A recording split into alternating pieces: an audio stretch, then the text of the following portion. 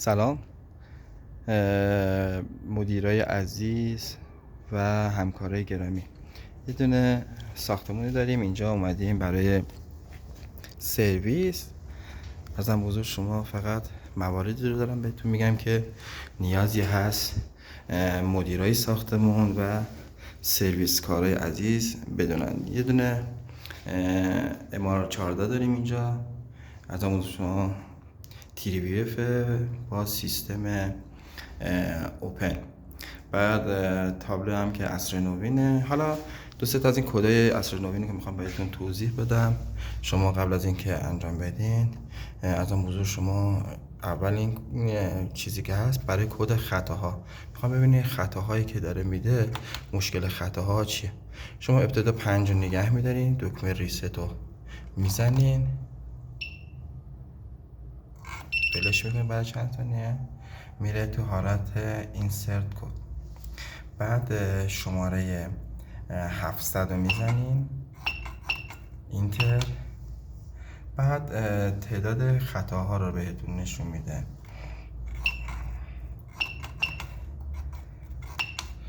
تعداد خطاها رو بهتون نشون میده، 900 بود ببخشید.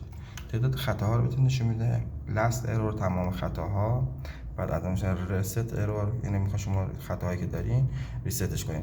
من قبل از اینکه فیلم رو ضبط کنم متاسفانه به خوشبختانه ریستش کردم.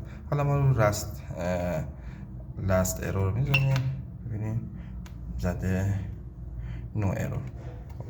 ما دوباره برمیگردیم با دکمه بک، دوباره برای پاک کردنش با جهت پایین بالا میزنیم، پایین اوکی میزنیم، میگه پاک بشه تمام خطاها، میزنیم شماره 1 ریست، بعد پاک میشه.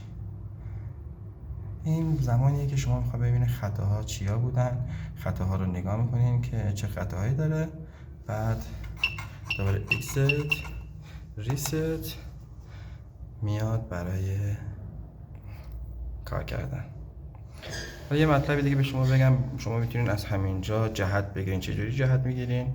شما میتونین بر فرض 5 رو بزنین، اینتر، شماره 5 رو میبینین الان داره میره برای شناسایی.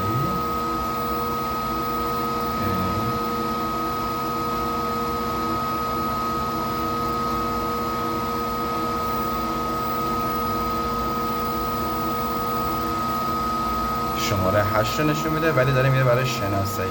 به محضی که شناسایی کنه میبینین داره میره پایین. به محضی که شناسایی کنه میشه پی، یعنی پارکینگ. توجه داشته باشین. خب الان یکمونه دید رفت، الان یه دفعه میفته پی، یعنی شناسایی کرد، پارکینگ. دیدین؟ الان شناسایی کرد. خب ما قبلا چون زده بودیم پی 5 رو زده بودیم، الان میاد برای 5.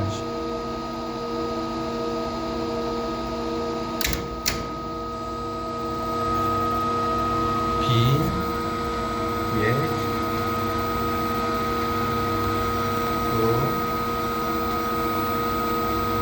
3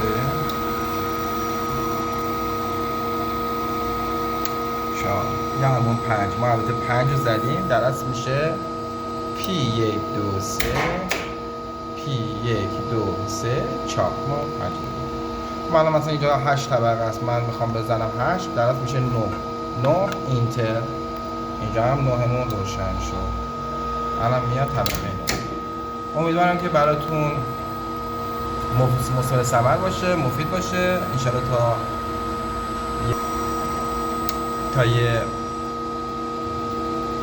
آموزش دیگه همگیتون رو به خدای مهربان میسپارم. خدایا رو نگهدارتون.